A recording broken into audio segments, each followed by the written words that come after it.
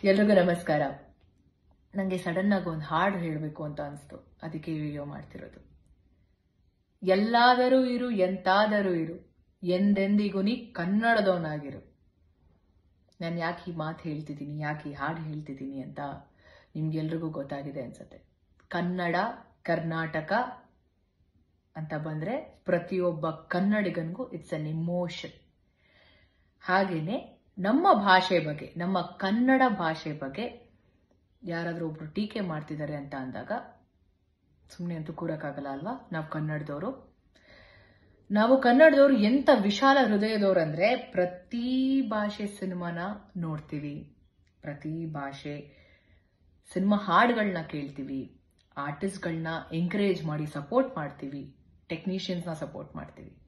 ಆದ್ರೆ ನಮ್ಮ ಭಾಷೆ ಬಗ್ಗೆ ಯಾರಾದ್ರೂ ಮಾತಾಡ್ತಿದ್ದಾರೆ ಅಂದಾಗ ಅದಕ್ಕೆ ನಾವ್ಯಾಕೆ ವಾಯ್ಸ್ ರೈಸ್ ಮಾಡಬಾರ್ದು? ನಾವಿಲ್ಲಿ ಯಾವ ಭಾಷೆ ಬಗ್ಗೆನೂ ಕೆಟ್ಟದಾಗ ಮಾತಾಡ್ತಿಲ್ಲ. ನಾವೆಲ್ಲಾ ಭಾಷೆನೂ ವಿ ರೆಸ್ಪೆಕ್ಟೆಡ್. ಬಟ್ ನಮ್ಮ ಭಾಷೆ, ನಮ್ಮ ಕನ್ನಡ ಭಾಷೆ ಬಗ್ಗೆ ಯಾರಾದ್ರೂ ಮಾತಾಡ್ತಿದ್ದಾರೆ ಅಂದಾಗ ನಾವು ಕನ್ನಡಿಗರಾಗಿ we have to stand for it.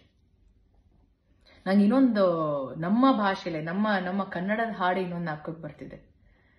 ದೊಡ್ಡವರಲ್ಲ ಜಾಣರಲ್ಲ, ಚಿಕ್ಕವರಲ್ಲ ಕೋಣರಲ್ಲ ಅಂತ. ಚಿಕ್ಕವ್ರು ತಪ್ಪು ಮಾಡಿದ ತಕ್ಷಣ ಸಾರಿ ಕೇಳೋವರೆಗೂ ಬಿಡಲ್ಲ ದೊಡ್ಡವರು. ಆದ್ರೆ ದೊಡ್ಡವ್ರು ತಪ್ಪು ಮಾಡಿದ್ರೆ, ತಪ್ಪು ಮಾಡಾದ್ಮೇಲೆ ಕ್ಷಮೆ ಕೇಳೋದ್ರಲ್ಲಿ ಏನ್ ತಪ್ಪಿದೆ? ಕನ್ನಡನ ಸರಿಯಾಗಿ ಮಾತಾಡದೇ ಇರೋರ್ನ ನಾವು ಹೀಗಲ್ಲ ಹೀಗೆ ಕನ್ನಡ ಮಾತಾಡೋದು ಅಂತ ತಿಳಿಸ್ತೀವಲ್ಲ, ಕಲಿಸ್ತೀವಿ ಆಕ್ಚುಲಿ. ಇನ್ನ ಕನ್ನಡ ಭಾಷೆ ಬಗ್ಗೆ ತಪ್ಪಾಗಿ ಮಾತಾಡೋರ್ನ ಏನಂತ ಹೇಳೋಣ?